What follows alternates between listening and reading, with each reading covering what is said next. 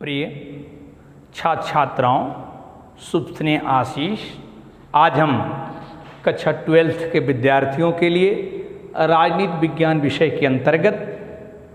सत्ता के वैकल्पिक केंद्र पाठ में चीन की बात करेंगे, जो आपका पड़ोसी देश भी है, और उस चीन किस रूप में सत्ता के वैकल्पिक केंद्र के रूप में उपस्थित हुआ। साथ ही साथ दूसरा, इसके बारे में बात करने के साथ चीन व भारत के संबंधों की भी चर्चा की जाएगी। वैसे वर्तमान परिवेश की बात करूं तो ये आवश्यक है कि चीन और भारत के संबंध वर्तमान में थोड़े से अच्छे स्थिति में नहीं है, फिर भी चर्चा की जाएगी।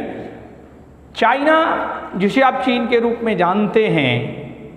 वास्तव में साम्यवादी सरकारों के रूप में इसका उदय हुआ था 1949 में। उसने सोवियत संघ रूस की जो साम्यवादी व्यवस्था थी उसको अख्तियार किया, और उसको अख्तियार के बाद माओ ने शासन प्रारंभ किया, और माओ ने शासन की व्यवस्था जो की वो साम्यवादी सरकारों के रूप में काम की, लेकिन उससे कोई बृहद स्तर पर उसको सफलता नहीं मिली। लेकिन 1900 लगभग 72 के आसपास, 72 या 73 में एक नया परिवर्तन किया गया, और वह परिवर्तन था जो 1972 में किया गया। वह परिवर्तन था कि किसानों की जो जमीनें थी उसको लेके कृषि को निजीकरण किया गया, कृषि का निजीकरण किया गया। अर्थात उस समस्त चीजों को जो कृषि से उत्पादित होती थी उस पर सरकार की व्यवस्था लागू हो गई, और मनमाने ढंग से कृषि न करते हुए उस कृषि को एक बेहतर दिशा देने का प्रयत्न किया गया, और उसका फायदा, उसकी बढ़ोतरी हुई, और मनमाने ढंग से जो कृषि की उत्पादकता थी उस पर रोक लगाते हुए एक विशेष दिशा में, जहां से उनको ज़्यादा से ज़्यादा लाभ मिल पाता है, उस व्यवस्था में इसको लागू किया गया। और जो खेती की जाती थी उसके निजीकरण से उस चाइना को काफ़ी लाभ हुआ, और इसका लाभ देखते देखते लगभग 2002 के आसपास आने पर इसने एक मुक्त व्यापार खोल दिया। क्योंकि वास्तव में ये चाहता तो चीन था कि हमारी बढ़ोतरी हो जाए, लेकिन आर्थिक रूप से उसकी मजबूती मिलती गई। बीच के समयों में उन्होंने अमेरिका से भी अपना संबंध स्थापित किया, और आर्थिक लेन देन और व्यापार को बढ़ावा देने के लिए उन्होंने एक मुक्त व्यापार लगाया।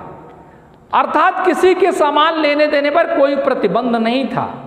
उससे उन्होंने अमेरिका से व्यापार प्रारंभ किया, भारत से व्यापार प्रारंभ किया, और इतना व्यापार में इसकी आर्थिक वृद्धि हुई कि वह आसपास के देशों, अपने आसपास के पड़ोसी मुल्कों पर ज़्यादा प्रभावी हो गया, और प्रभावी होने के साथ साथ उनको सहयोगात्मक भूमिका से जोड़ने लगा। अर्थात उनकी जो सहयोगात्मक अपेक्षाएं थी, आकांक्षाएं थी, उसको उन्होंने पूरा किया।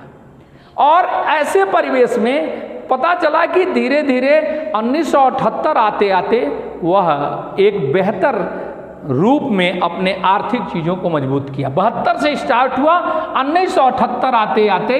एक बेहतर स्थिति में उसकी आर्थिक स्थिति हो गई, और 2002 में जब मुक्त व्यापार किया तो स्थिति ये हो गई कि पूरे विश्व में लोगों को ये अनुमान लगाने लगे लोग कि विश्व के आर्थिक दृष्टिकोण में 2040 आते आते ये विश्व की सबसे आर्थिक महाशक्ति का देश हो जाएगा। ये लोगों ने अनुमान लगाया। अनुमानतः लोगों का ये कहना था, जो इसकी आर्थिक वृद्धि को देख रहे थे, कि 2040 आते आते ये विश्व की आर्थिक महाशक्ति के रूप में आएगा। आर्थिक महाशक्ति, जैसा कि आप जानते हैं, जब आपकी पूरे विश्व पर सबसे अच्छी अर्थव्यवस्था हो जाएगी, उस समय आपको कहा जाएगा आप विश्व के आर्थिक महाशक्ति हैं। और विश्व की आर्थिक महाशक्ति होने पर आप विभिन्न, जैसे अमेरिका जो जिसका वर्चस्व आज चल रहा है, पूर्व में भी रहा है, उस शक्ति को भी वो लड़ सकता है और उसको धीरे धीरे उसके आगे भी जा सकता है। वर्तमान में देख रहे हैं कोरोना वायरस जो आप सुनते हैं कोविड-19, लोगों ने ये चर्चा का विषय बनाया है और एक तरह से विभिन्न लोगों की अलग अलग अनुमानता स्थिति है कि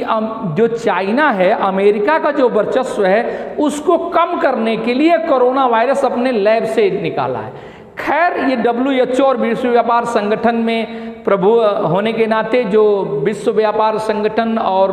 में जुड़ाव हो गया और विश्व के स्तर पर व्यापार में नंबर 1 तो हो ही रहा था, लेकिन WHO में अर्थात विश्व स्वास्थ्य संगठन में भी ये एक प्रभावी सदस्य के रूप में कार्य करते हुए उसने इस पर एक प्रभाव डाला कि वह इस बात को मानने को तैयार नहीं है विश्व स्वास्थ्य संगठन की यहीं से ये लीक हुआ है, बल्कि अमेरिका लगातार उस पर दोषारोपण कर रहा है कि उनके द्वारा ही वायरस लीक किया गया है। जब इसकी सही बात आएगी हम लोग चाइना से बात करेंगे, उस पर विविध कार्रवाइयाँ भी की जाएंगी, लेकिन यह बात निश्चित है कि यह भी जो कोरोना वायरस का यदि फैलाव चाइना से हुआ है तो वह उसका कारण यही है कि अन्य देश परेशान हो जाएं और मजबूरन हमारे देश से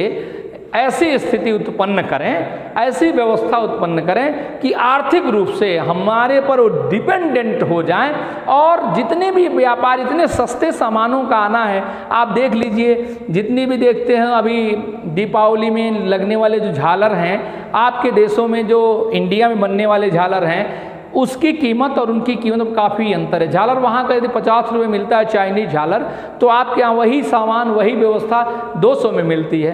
तो क्यों नहीं लोग उस चीज़ 50 रुपये का इस्तेमाल करें? आप जितने भी मोबाइल देखते हैं, इंडिया में जो मोबाइल बनती है उसका मोबाइल का रेट अधिक है और वही चाइना से मोबाइल बनती है, छोटी मोबाइल, सस्ती मोबाइल, तो आप सस्ते लोग हैं। इस तरह से विश्व पर आर्थिक एक महाशक्ति के रूप में उभरने का प्रयास कर रहा है और जिस दिन विश्व महाशक्ति के रूप में उभर जाएगा उसमें अमेरिका भी फेल कर जाएगा और उस विभिन्न देश उस पर डिपेंडेंसी के रूप में होंगे, उससे सहयोगात्मक भूमिका निभाएंगे। इस प्रकार जो चाइना है वह अपने आर्थिक दृष्टिकोण को मजबूत किया है, विभिन्न देशों से व्यापार को आसान किया है और वहाँ साम्यवादी जो सरकारें हैं, निजी जो कृषि क्षेत्रों पर निजीकरण जो हुआ, उनके विभिन्न उपयोगों से, अलग अलग नीतियों के हिसाब से वहाँ आज भी पत्रकारिता का स्वतंत्र रूप नहीं है। अन्य चीज़ों को देखते हुए आर्थिक रूप में काफ़ी मजबूत हुआ है और चाइना एक सत्ता के वैकल्पिक केंद्र के रूप में चाइना एक प्रमुख देश है जो उभरते हुए इस बात को प्रदर्शित कर रहा है कि हम एक महाशक्ति के रूप में आ सकते हैं, आर्थिक महाशक्ति के साथ साथ हम व्यवस्थाओं के रूप में भी जुड़ सकते हैं। अब थोड़ी सी हम चर्चा करें चीन और भारत के संबंध की। जैसा कि आप जानते हैं चीन और भारत के संबंध कभी मिली जुले रहे, कभी अच्छे रहे, कभी खराब रहे। वर्तमान में तो बहुत खराब चल रहे हैं। तो चाइना और भारत के जो संबंध थे वास्तव में शुरू के दिनों में बहुत अच्छे नहीं थे। जो आसाम जो है आपका असम, वहाँ के कुछ क्षेत्रों को लेके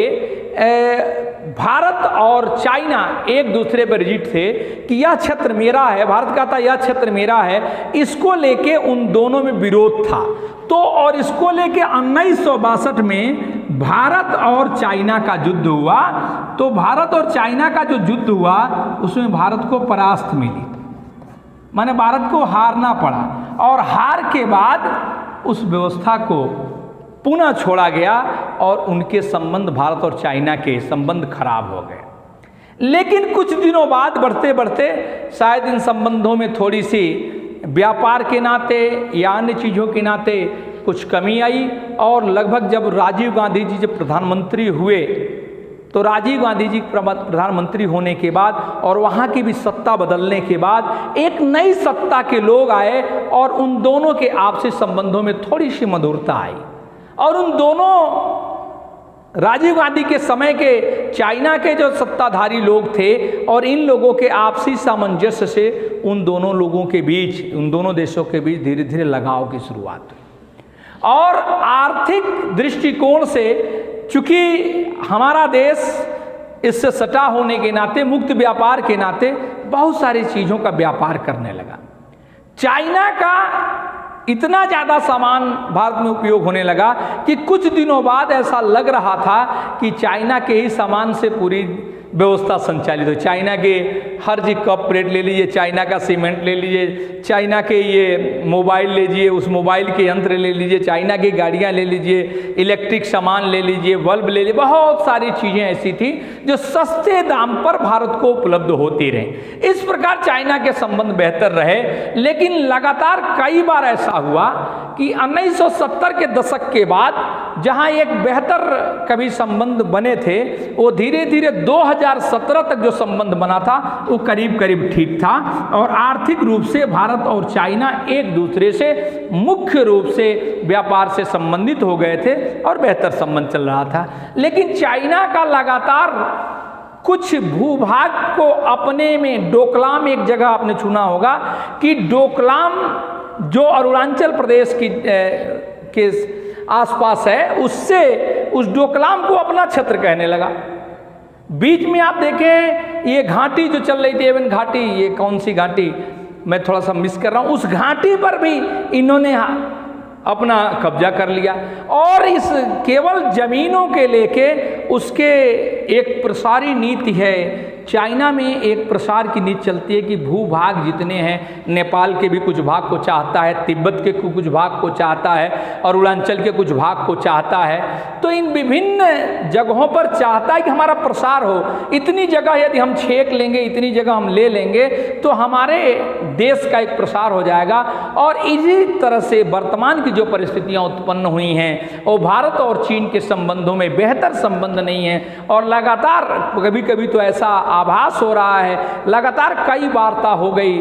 जो घाटी के बीच जो उनके चलने का स्थान है कि इतना हमने कवर कर लिया, 0.5, 0.6, इन चीज़ों पर लगातार स्थिति अच्छी नहीं है और एक दूसरे के बीच जो रोष व्याप्त है, वहाँ के सैनिकों को यहाँ के लोगों के द्वारा मारना, वहाँ के सैनिकों द्वारा यहाँ के लोगों को मारना। अभी जल्दी ही उस घाटी पर लगभग 30 जवानों का शहीद होना हुआ है। इससे बड़े कड़े रुख हैं, लेकिन लगातार कई बैठकें होने के बाद भी कि सब लोग अपने अपने सीमा में रहें। जहाँ तक हमारा विश्व का जो नक्शा है उसमें जहाँ हमारी ज़मीन है उसको छोड़ के आप किनारे रहें, उनको छोड़ के किनारे रहें। तो इन चीज़ों पर लगातार एक दिन देशों के बीच संकट के बादल हैं और उसी वजह से जानते होंगे कई टिकटॉक, कई उसके जो ऐप थे उसको भारत ने प्रतिबंधित कर दिया है। आप जानते होंगे जो टिकटॉक है जिससे बच्चे अपना खेल का सामान, उस पर रोक लगा दी गई है। उसके कई सारे जो ऐप हैं जिससे बहुत सारा फ़ायदा चीन उठाता है, भारत के लोगों के द्वारा यूज किया जाता है, उसके लिए ये बहुत सारे इस ऐप पर रोक लगाए गए हैं जिससे कि वो तिलमिलाया हुआ है। और तिलमिलाने का कारण यही है कि वो आर्थिक नुकसान हो रहा है, चूंकि वो विश्व की आर्थिक महाशक्ति बनना चाहता था, लेकिन ये जो काम हो रहे हैं उसके आर्थिक महाशक्ति बनने में रोड़ा उत्पन्न हो रहे हैं। और निश्चित तौर से कभी कभी ऐसा महसूस होता है कि भारत और चीन की लड़ाई पुनः दोबारा हो सकती है, 1962 की तरह से पुनः दोबारा हम लड़ सकते हैं और भविष्य की स्थितियाँ जो भी हों, लेकिन वर्तमान स्थिति भारत और चीन की बेहतर नहीं है। आज की क्लास में प्रिय बच्चों इतना ही, शेष अगली क्लास में मुलाकात होने पर धन्यवाद।